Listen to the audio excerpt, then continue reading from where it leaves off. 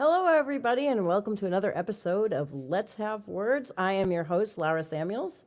Let's Have Words is a talk show that comes to you live every Sunday at 8 p.m. Eastern Time. We are broadcasting on WWHR Internet Media and from beautiful southern New Hampshire. So, Let's Have Words is a talk show. On this show, we bring on guests and talk about many different topics, or we have a show where we just kind of introduce a topic and just have people call in and or chat in to discuss for discussion. So, and that is what we are going to do for this episode of Let's Have Words.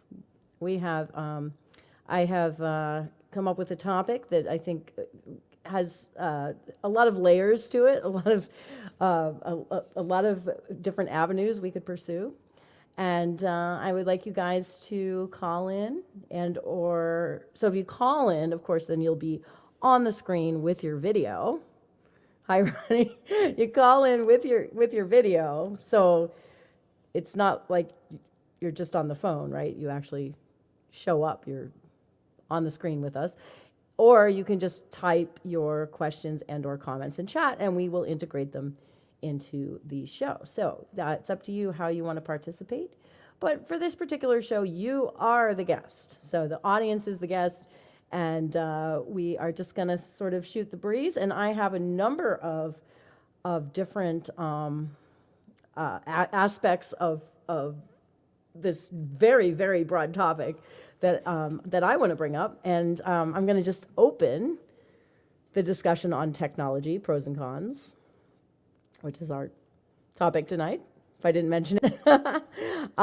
We are going to, I'm going to open it with explaining to you what made me think of this topic. So I'm reading this book.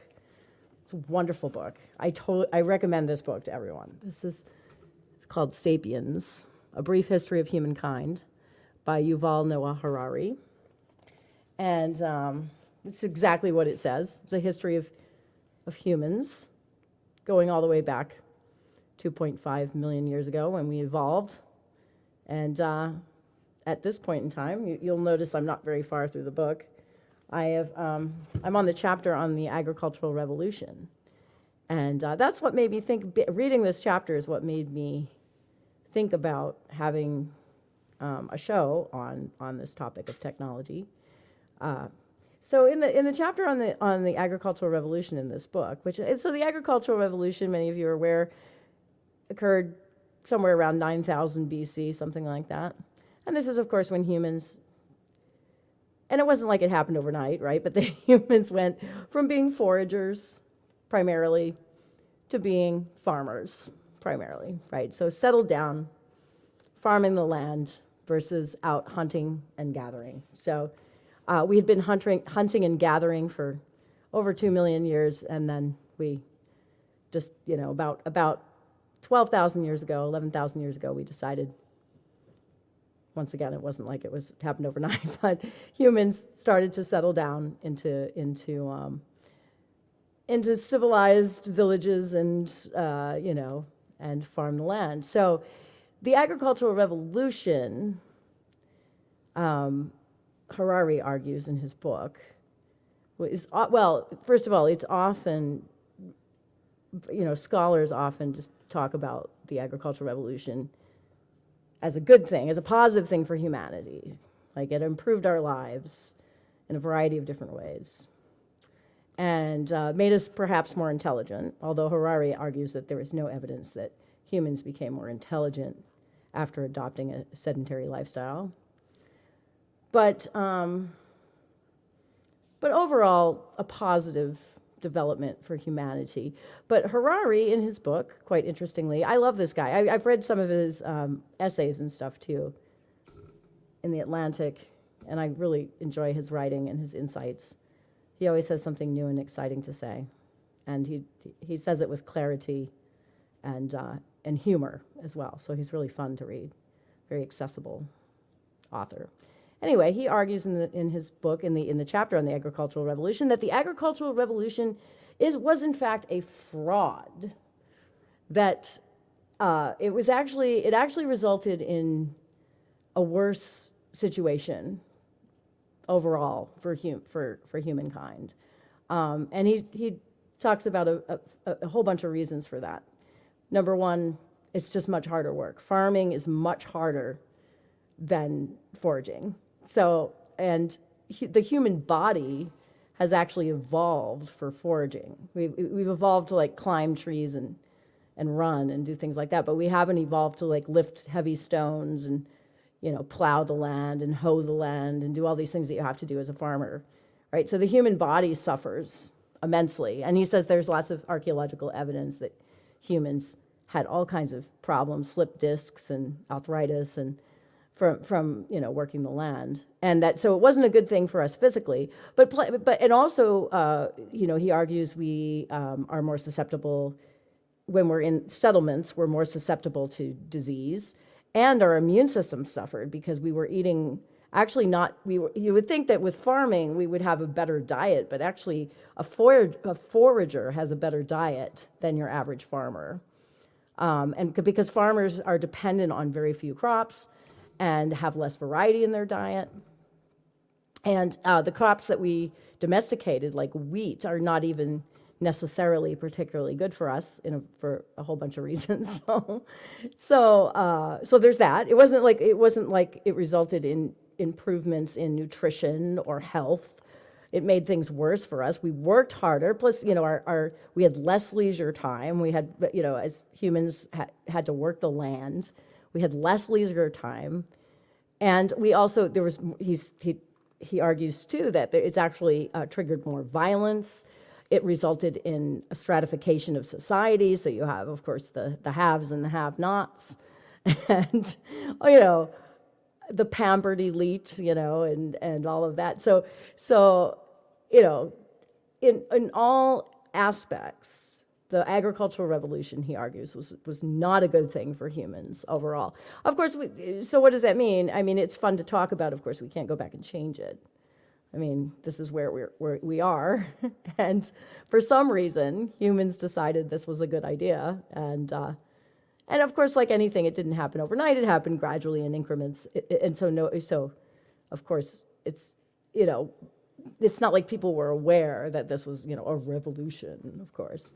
So people just did whatever their ancestors did, and each generation would make subtle changes to the process until it, you know, became, you know, we were completely settled and farming the land, living in villages.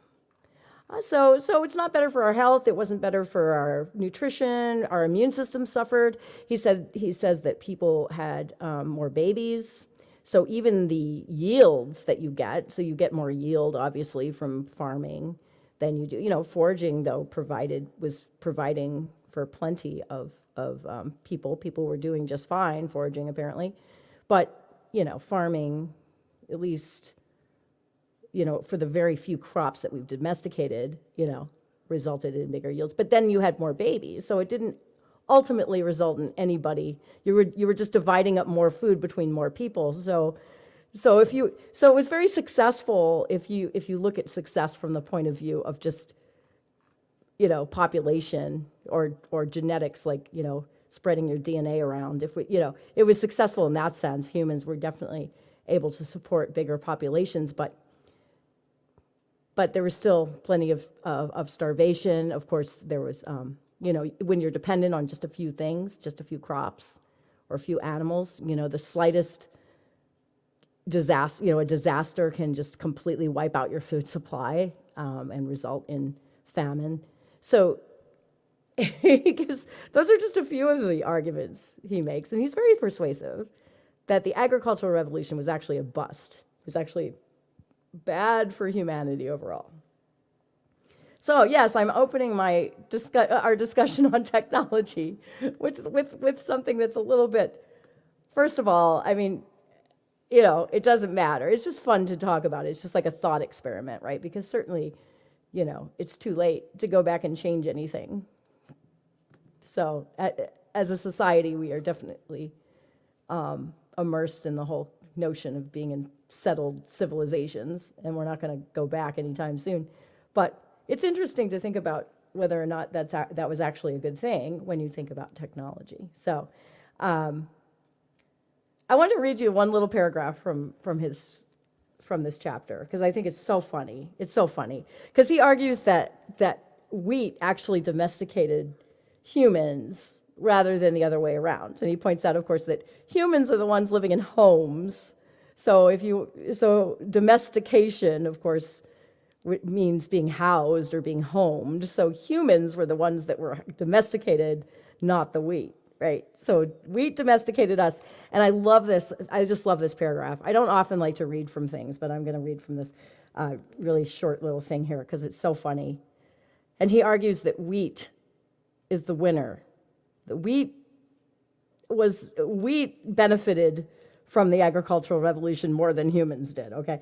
So wheat, I'm reading this now, wheat demanded a lot of humans. Wheat didn't like rocks and pebbles, so sapiens broke their backs clearing fields. Wheat didn't like sharing its space, water, and nutrients with other plants. So men and women labored long days weeding under the scorching sun. Wheat got sick, so sapiens had to keep a watch out for worms and blight. Wheat was attacked by rabbits and locust swarms, so the farmers built fences and stood ground over the fields, stood guard. That's my eyesight. Wheat was thirsty, because I could use some optical lenses. Speaking of technology, wheat was thirsty, so humans dug irrigation canals or lugged heavy buckets from the well to water it. Sapiens even collected animal feces to nourish the ground on which wheat grew. So the plants are our masters when it comes to domestication. The animals, not so much. The animals have fared poorly in this scenario, I think. Definitely, without a doubt. A lot of suffering there. But the plants have done very well. Well, depending on how you define success, of course. Pigs and chickens and cows are the most popular, there's more chickens, pigs, and cows on the planet than any other animal, but do they have quality of life? Certainly not. So if you define success, this is the thing, if you define success by population, then yeah, humans have been very successful, and so have the animals that we raise. But if you measure success by quality of life, that's open to debate. All right, so we're just interested in people calling in, chatting in, so we're going to open the phones and or the chat. I just wanted to open with that little story about the agricultural revolution, just some food for thought to warm up the brain here while we discuss technology. So we're talking technology today. The pros and cons of technology. Do you think technology overall of course anything's technology, right? Toilet paper, this is technology, soap, My favorite piece of technology right here, the back scratcher. Nice piece of technology. The wheel. That's great, right? So, you think technology, it's a very broad thing, right? But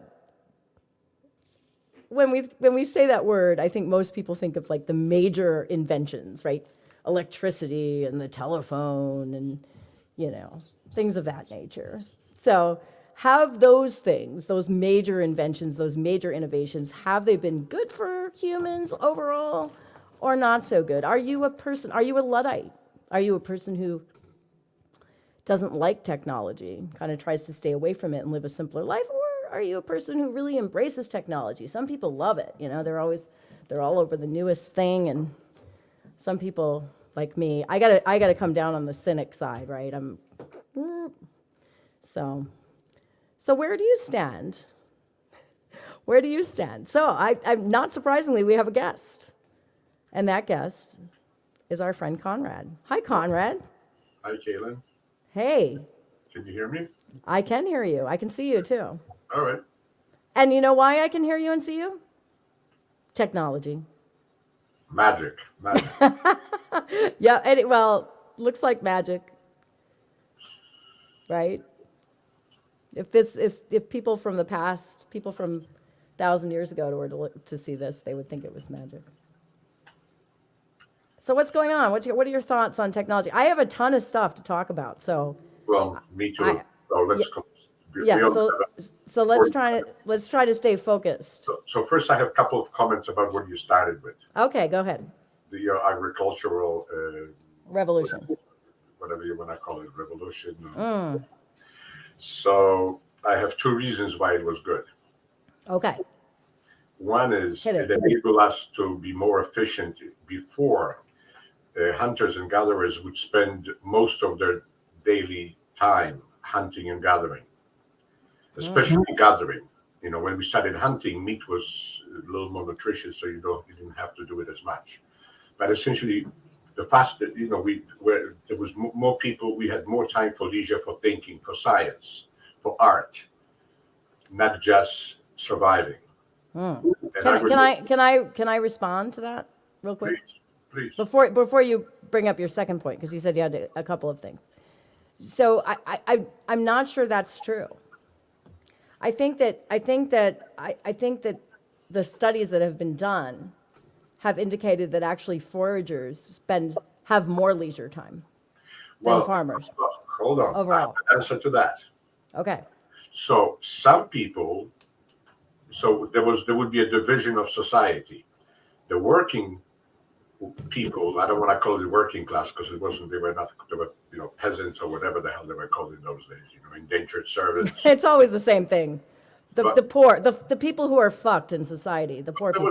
They didn't have any unions. It was work. The people without any power, those people. Yeah. No, but there was degrees of that. Let's not get into the. I know. I'm just being. So go ahead. So yes, so there was a percentage of the population that would work from dawn to dusk. I remember I experienced old country living. Yes. I had relatives, and it was from dawn to dusk. Dawn to dusk. You did things. You know what I mean? So in the summertime, it was 12, 16 hours, whatever the hell. It was not 8 or 10. Right. It's a lot of friggin' work. But then that was 20% of the population, or 30, pick your number, maybe 80. But there was a percentage, and unfortunately, for better or for worse, it was nobles in many cases, in many societies. Yep. But also there was time for people to do art, science, not to do physical work, hunt and gather. Let's face it, for the most part throughout history, though, that has only been the pampered elite that had that luxury for most of history. Well, it was the poor people who were doing all the work. They didn't have time for luxuries. They didn't have time to I agree. for art and music and leisure. The population that could do that was low compared to later days when factories came in. There was less workers and more people could do stuff on paper or compose music. Just science. Yeah. And so to me, this was just a stepping stone. This was one of the what can we do 10,000 years ago whenever we started this thing. When did we start this thing? 5,000, 10,000? What are you talking about? The agricultural revolution? Right. So I think that, well, it's hard to say, right? Okay. But I think that somewhere around 8,500 to 9,000 BC. Okay, so I think it was in Mesopotamia, the ancient Babylon. It was right. It the happened river, in several places, but yeah, that's the one of the river, major I thought it was like 5,000 years ago, but maybe I'm wrong. No. When the river it wasn't agriculture the way in a sense it's used now, but one of the rivers, Tigris or whatever the hell it was in Mesopotamia, in ancient Babylon, it would overflow, would flood after the winter because snow would melt some or whatever, and it would fertilize essentially the land around it. And then they discovered that that it was much more, that they could plant things and it would grow in massive amounts. So this wasn't agriculture in a tradition. Right, but do you know what I'm talking about? Have you heard this? Yes, but okay. So getting back to the technology angle, though, Harari, and that's the book I'm reading. Right, this is book here. He says that. Well, he talks about something called the luxury trap, where that humans thought this would be better for if they could because they would get higher yields, right? If they actually cultivated Right. these crops, they would get higher yields that would feed more people. But what all that ended up happening is that people just had more babies. So But that's good. so there wasn't more food. It was, and this is a typical thing with technology, that you think that, But isn't that good?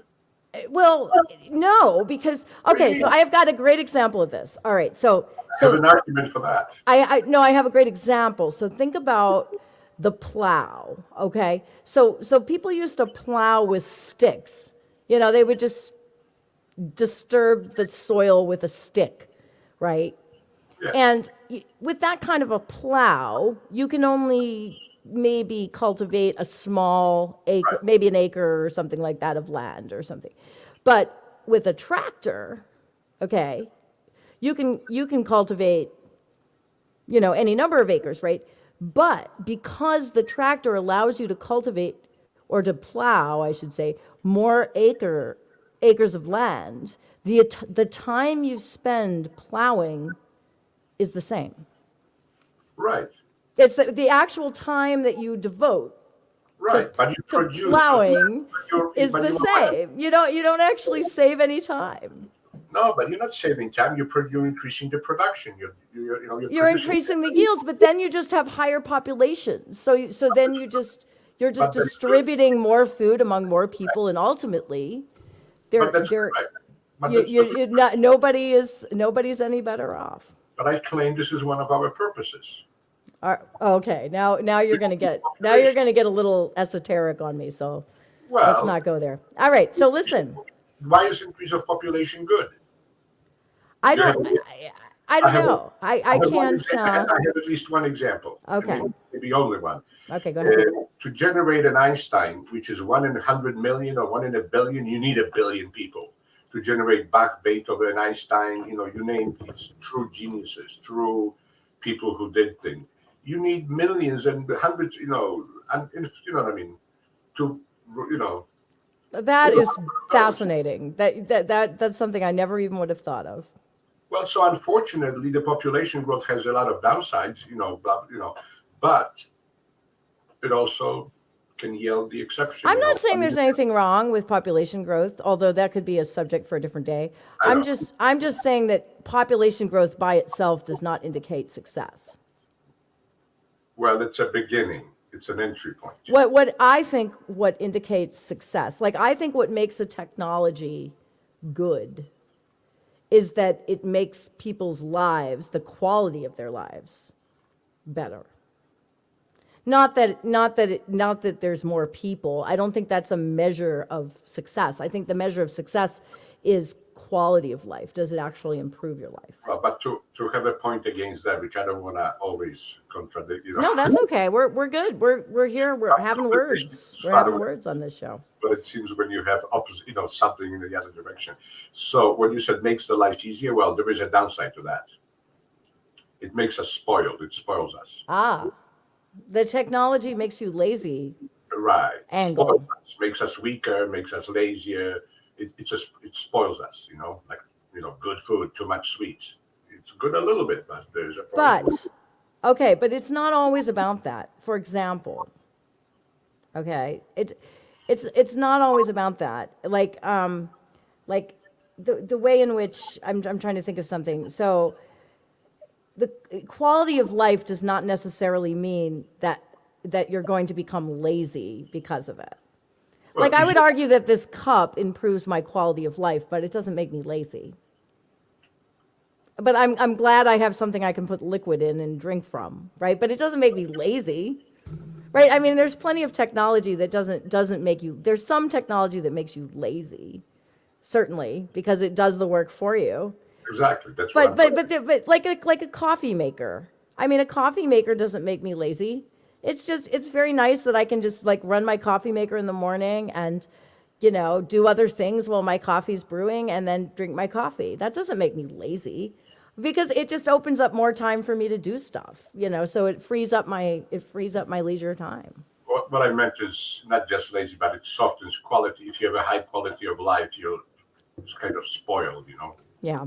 Well, some things, I think some technologies make people lazy, You know, either intellectually or physically. the lazy was one part of it, but Yeah. it makes you spoiled, and then there is side effects. Lazy is one of them, but also you expect more. You get easily unhappy because your coffee maker broke. Oh, I can't make coffee anymore. Shit, there's no power. How do I make coffee without power? Oh, that's true. That's definitely something.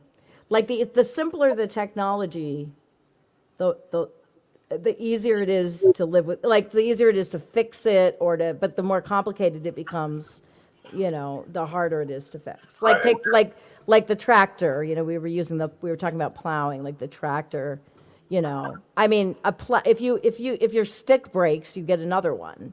But if your tractor breaks, you have to probably bring it to a mechanic or spend a lot of time fixing it yourself. So, so the more complicated technology becomes, the more the more like we can't fix it or we can't take care of it if it breaks, and the more disruptive it becomes to our lives when it does break or Right. malfunctions. But no, we become dependent on it. We become dependent, and then if we can't fix it, like like a pencil is a piece of tech. If my pencil breaks, it's no big deal. If my coffee maker breaks, I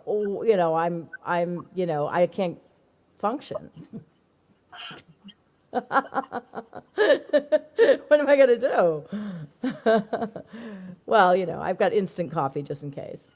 No, that's All right, so we're talking about technology here on Let's Have Words today, and we have our good friend Conrad here with us, just kind of serving as a counter argument to anything that I bring up. So that's good. How can you have fun if we just agree That's on it? exactly right. So we have a chat. We have a chat. Oh, we have Catherine. Hi, Catherine. Cell phones. So My I have students. Wait a minute. I'm reading the chat, Conrad. Remember, we're on the show. Catherine Jeffers Jones. Cell phones are addictive. My students cannot live without them and sometimes would rather go to the dean than give them to me in class. Yes. So behind me, you may notice I have the evolution of the telephone. I'm going the wrong way. Gosh, it's so confusing. All right. From the telephone to the cell phone there on my screen.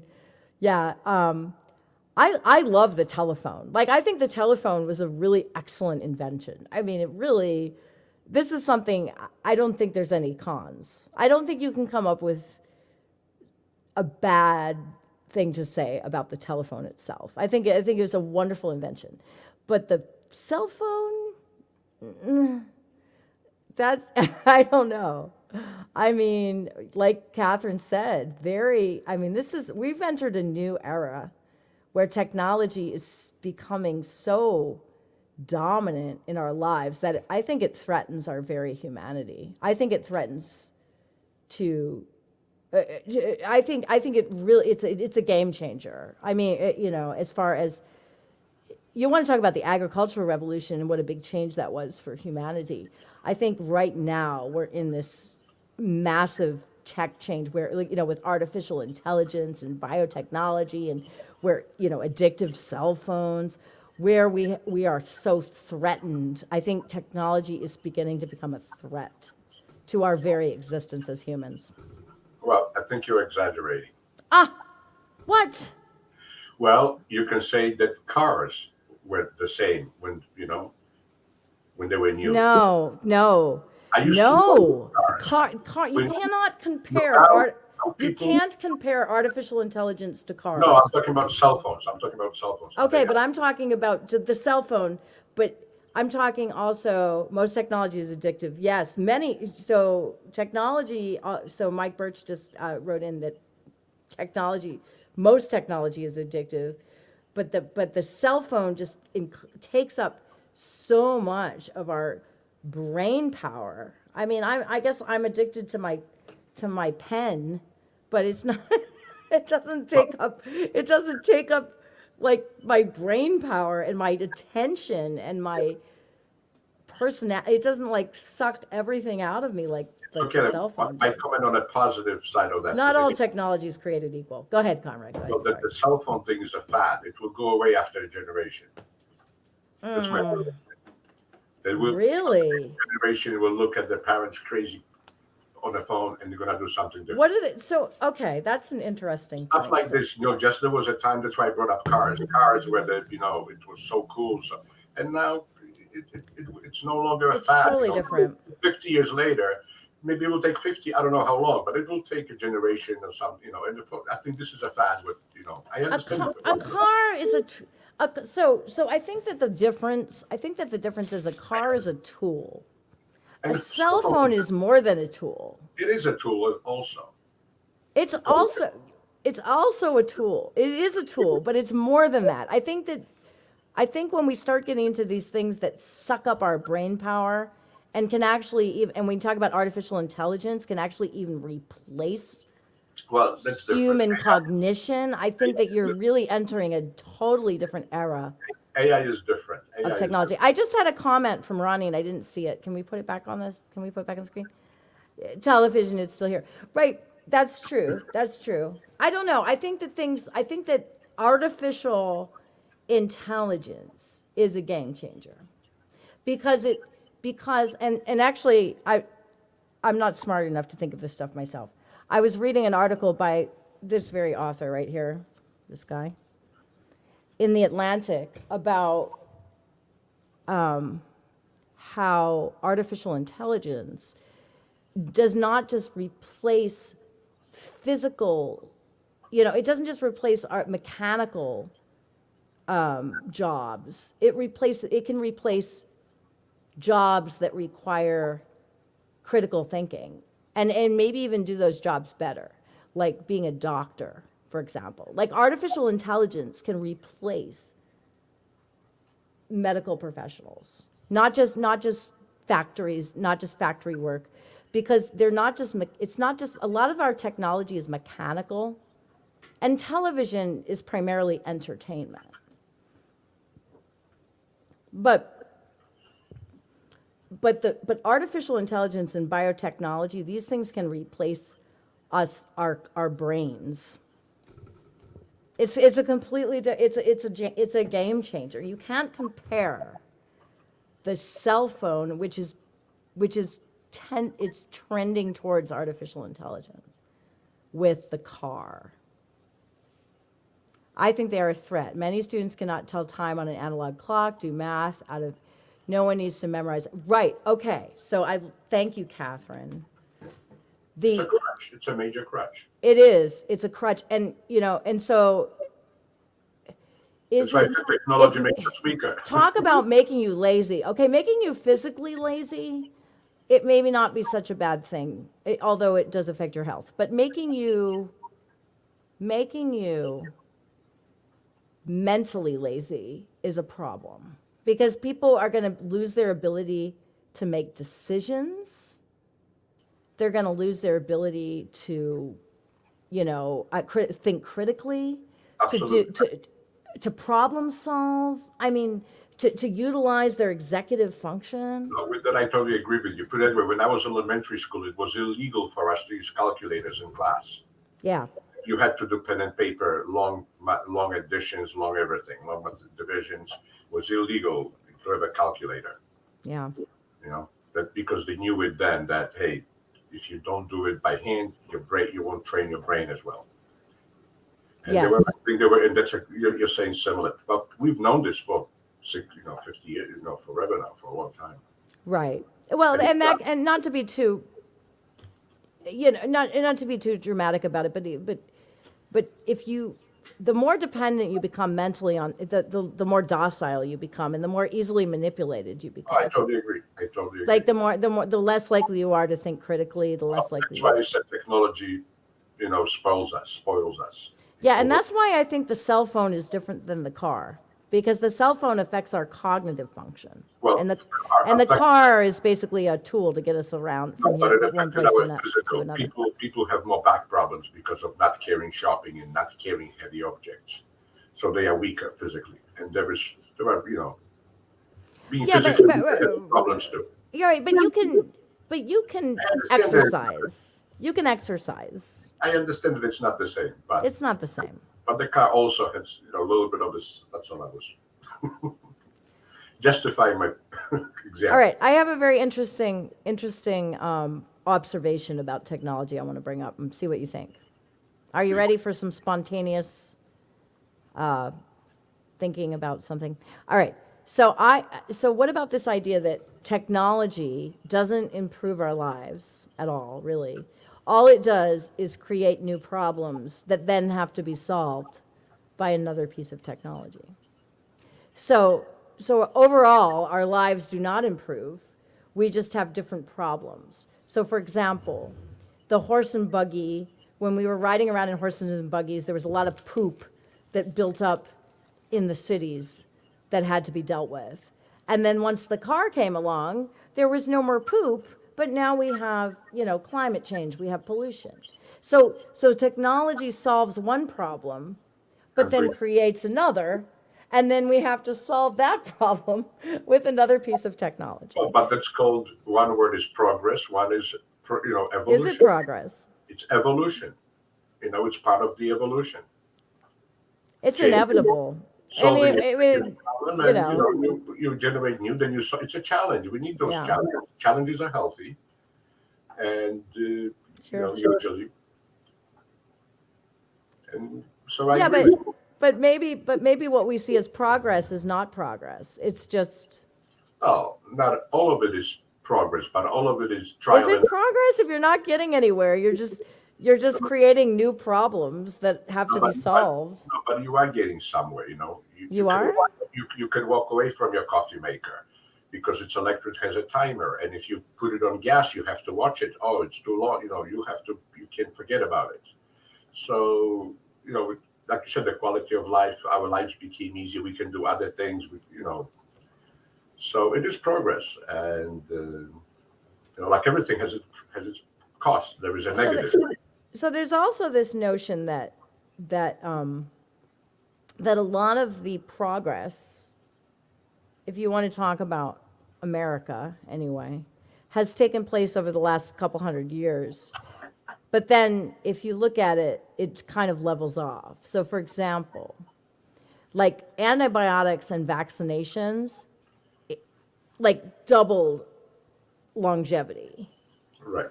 But then it leveled off. Like so there was this huge leap, and then not so much, right? Right. Or like, not just vaccinations a lot of the progress in human longevity can actually be attributed to those two things, vaccinations and antibiotics, right? And that totally increased people's longevity. Now, whether it increased quality of life is another question, but it increased longevity. But then it sort of levels out. And then there's this argument that technology, that some of us see technology as like, it's a continuum, like we're just going to continue to advance and advance and advance, when in reality what happens is technology just brings us up, and then and then it levels us off, and then we never. So that's progress. It's not like this ongoing progress as much as it is like something will bring you ahead, like a huge leap, and then So I do have a comment on this. Awesome. So as far as the medicine, the biology, which is outside of our power, it's not a technology, it's not a technological issue, is a limitation. Where it goes to computers and mechanical engineering, electrical, it's much more abstract, and we can do a lot. It's not obvious where the end is. Is it how infinite is it? Everything is, eventually it's gonna, you're gonna know everything or do everything we can with electricity or whatever. But computers are kind of infinite because the software, you can write infinite amount of things with it. So when it comes to artificial intelligence or, that is, the limit is not so obvious that it's not obvious that there is a limit, because mathematically there is no limit. And biology is limitation. It is outside of what chemicals and other, what medicine can do. Yeah. So we do. We do have a comment in the chat. So Mike Birch, thank you, Mike, for tuning in. By the way, we can use technology or yes. So this idea that technology is just a tool that humans We're the problem, not the technology, right? And progress via technology, better quality of life. I don't know. I see. I think it's mixed. I'm on the fence about technology. I think if you talk about quality of life, I think it's mixed. I think I'm more stressed out than I was 20 years ago. I don't know if that's because of all, there could be all kinds of reasons, but I think part of the reason is I feel so like just, like for example with work, if I chose to, actually I resist this from the very core of my being, but a lot of people can't, that you're always tied to your work. So, like this whole idea of work-life balance and, this whole idea of, so email and cell phones and all of these things that have made our lives busier and more complex and more stressful, I think that ultimately results in less quality of life. I don't think being stressed out, I don't think stressed because you're letting technology use you. So, Yeah, I'm not. But I do see it in my culture. Like, I do see it. Like, I think about my mom, for example. My mom wasn't stressed out. She was like, hey, go out and play, whatever, And I don't think that that's because she was my mom. I think that was she was a product of her generation. And I think now it's like if moms aren't stressed out, they feel like they're doing something wrong. I mean, and I don't know why that is. I think stress will kill you faster than cigarettes. but that's not technology. So I think that people are like people's stress levels have gone up way high in modern society. I think is an indication that technology is failing us. It's not. But- And maybe it's because we're letting it use us, maybe, but it's definitely not making our lives better. There's a good chance the stress is not because of technology, it's because of changing times. Other reasons. Really? Not technology. Technology may contribute at times, sure. For example, technology was very good for me as far as, the thing you talk about work. I could work from home at some point. And save me a drive 45 minutes one way. That's And true. also, I would go to work, as time progressed for a few hours, 2, 3, 4 hours, just to interact with other people. And then I would do most of my work at home when I felt the smartest. You know what I mean? Yeah. I didn't just have to do 12 hours at work. I could do 6 hours at home because I picked the right time when I got the idea. Let's do it now. Again, it made me a workaholic to something. There's always a trade-off. Right. But there was some goodness from that, And the stress part, I think that's very complicated. Well, I mean, you bring up a good point that everything's a double, and I believe this. Everything's a double-edged sword. There's always pros and cons, right? So there are pros, certainly in the working world. For technology has allowed. And I can Go ahead. certainly see if somebody can get calls, at off hours because of the job, that increases stress. So phone, you can say telephones increase some people's stress. Yes. So there's People always, can't detach from and there's work. always, cases of that. The technology does negative in some cases. For me, it was, as far as work-wise, it was positive. All right. So so for the rest I'm looking at the clock. We got about 15 minutes. So what I want to do over the next 15 minutes is I'm gonna rattle off some technologies, and you tell me what you think of them. Okay. How about batteries? What do you think about batteries? Good, bad? Good. Well, okay. Now, something we haven't mentioned is that every technology, I think, should be analyzed as to not just how it improves our lives. Does it give us more leisure time? Does it make our lives easier? Which is how I analyze technology, by the way. I look at a piece of technology, I say, does it make my life easier?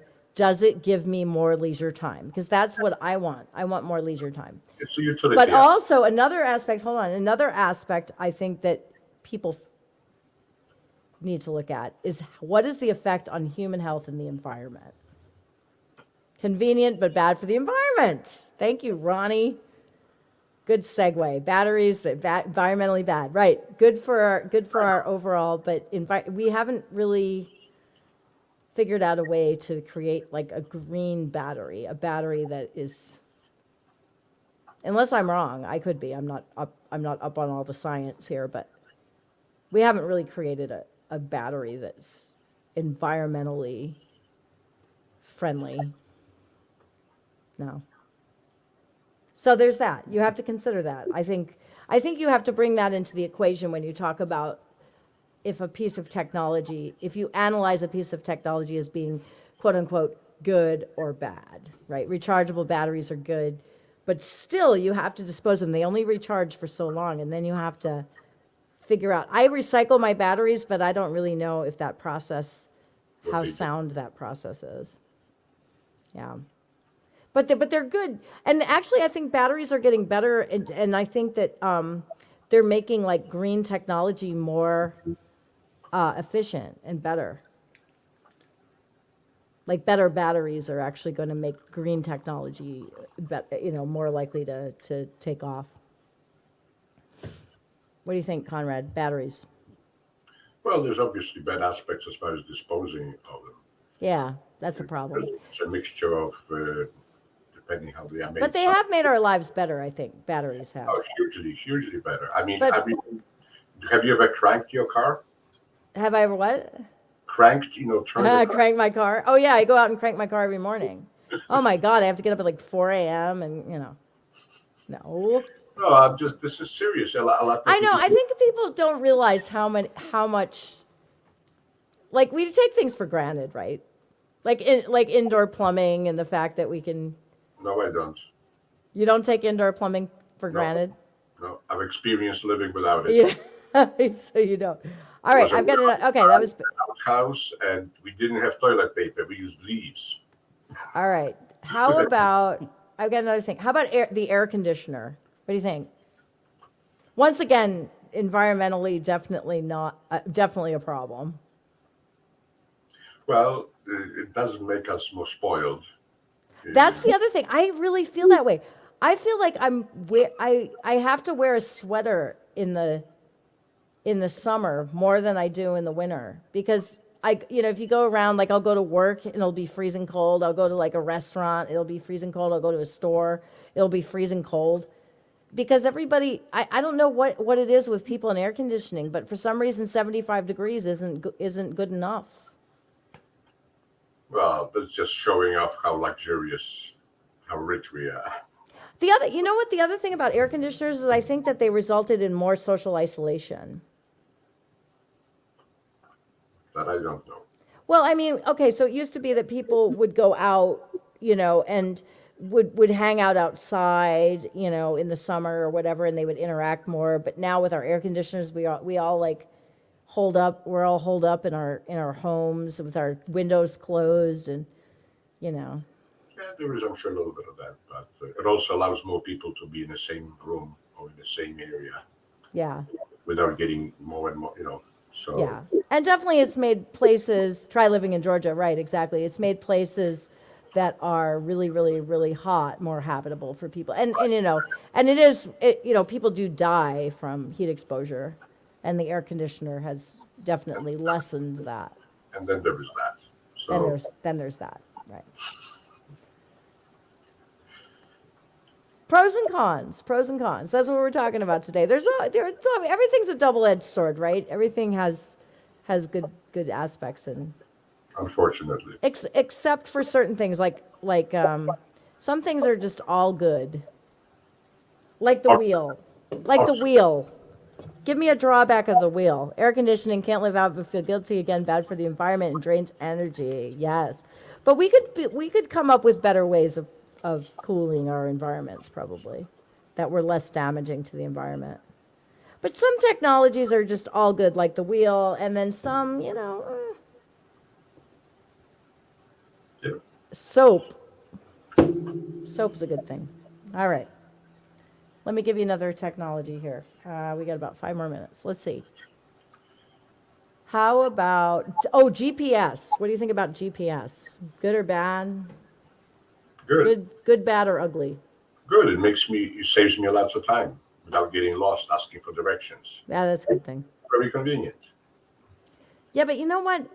I miss the map. Don't you miss the map?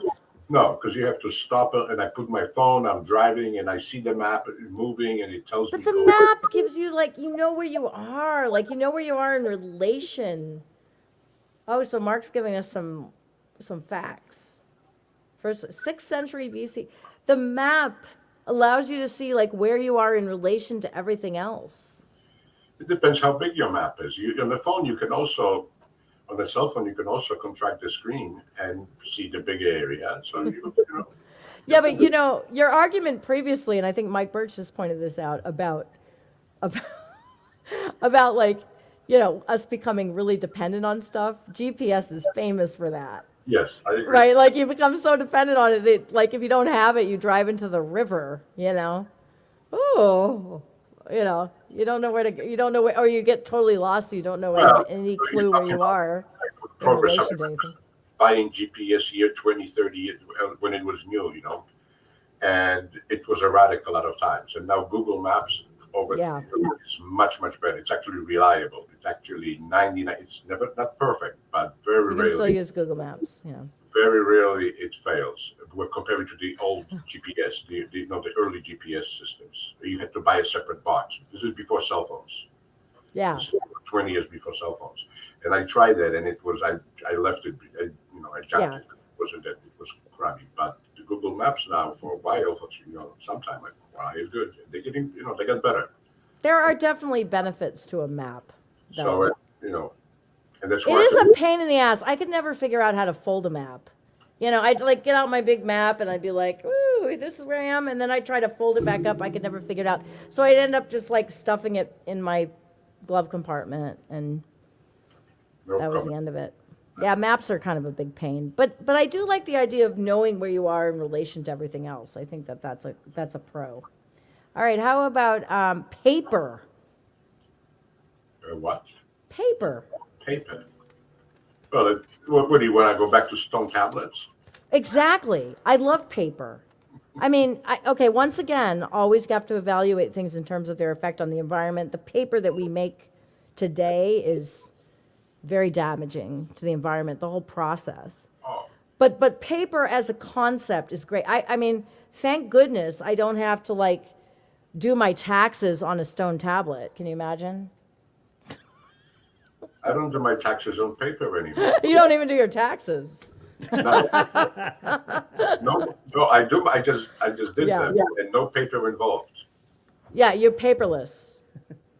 It's Well, all- I mean, okay, so paperless, that was the big promise of printers and everything, but we are generating more in paper than ever.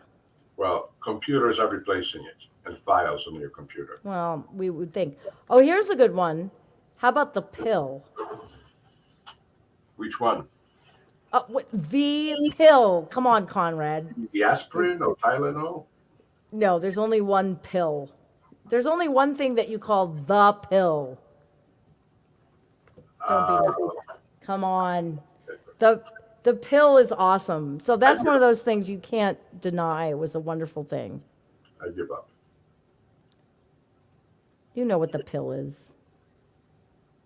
I will make no comments on that. You make no comments on the pill. How about optical lenses? Are you more comfortable making comments on that? Yes, I am qualified for that. I needed them. We all know why the pill was a good thing. It allowed women a lot more freedom. Not if you ask the Catholic Church people. No. Well, okay, but as a technological advancement, it's awesome. It allowed women to have more control over their reproductive, gave women more freedom, for sure. I shall make no comments on that. All right. It's too complicated. All right. Too complicated. How about anesthesia? That's a good thing. Yeah, has to There be are no cons there. in most cases. Yeah, you don't want anybody carving you open without anesthesia. I don't know, how long have we had anesthesia, do you know? Well, they used to use alcohol years ago, early on. Ether, I think that. yeah. And then they came up with heroin. So Brings you this show. Technology brings you this show. That's right. Here we are talking about technology, and look at all this crap. Like I would define myself primarily as a Luddite, but look at this. I got this microphone, and I'm sitting here on Zoom on the computer. Whatever. I think technology so has you didn't. a lot of negatives, and I'm not sure that our lives get any better. So, Karen, you didn't- I would like to go back and live in a much simpler world myself. Well, That's my concluding remark. okay, you didn't bring up one major technology change: internet. Oh yeah, we haven't even talked about the internet. That's a big, you know what I mean? That's huge. Oh, talk about double-edged sword. I love being able to look stuff up, but Oh, I don't everything know. has a downside. Everything has a downside. everything. Well, not everything. That's what I'm saying. Not everything has downside. Like, Mine- name a downside of toilet paper. Well, it has to be decomposed. They taught me how to use It's big. easy to decompose. It just It's so thin. It just decomposes. No, I know, but I'm just years ago. How about soap? Natural soap. Give me a downside. makes your skin dry? How about a tea bag? No comment on that. Okay. Well, the staple might be a problem. That's not real tea. How about the wheel? Well, the wheel was that's very simple, and except you need bearings, you need stuff to make it work. Yeah, but imagine how our lives would be different. How about a back scratcher? No comment on that. There's nothing bad about that.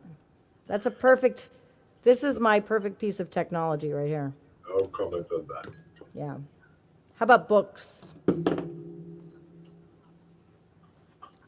Well, you can always make an environmental argument, but you can make books out of things that are biodegradable and not toxic. Books are good. How about my Fitbit? And what is it? This is a Fitbit. It's a terrible thing. That's the old thing, yeah. Yeah. Well, I think we've killed another hour talking with y'all about technology. And Let's Have Words is a show that comes to you every week on Sunday at 8 p.m. Eastern Time. And on this show, we talk about a variety of topics. Today, we talked about technology. Last week, we talked about habits. And what we prefer to do is actually have a guest. Today, our guest was the audience. And we had Conrad on for quite a bit of time. But what we prefer to do is actually have a guest that we can interview and talk about a particular topic. If you would like to be on the show, if you think that you would have something that you'd like to talk about, we'd love to have you. So you can email us at wwhrmedia@gmail.com, and please just tell us what you'd like to talk about, and we will definitely entertain the possibility of having you on. That is our preference. Although it is really fun to just kind of shoot the breeze. So today we talked about technology. I had a lot of other things that I wanted to bring up. Thank you, Mike, for tuning in. And Ronnie and Catherine, thank you for your comments. They were awesome. We love having you guys here every week. It's so fun just to kind of shoot the breeze, and you never know. There was all kinds of things I wanted to bring up that I didn't get a chance to bring up, but that's okay. That's all right. Maybe we'll have a continuation of this discussion at a later date. So until then, have a good week, and remember, communication is the most important thing in life. So remember to keep the lines of communication open. See you.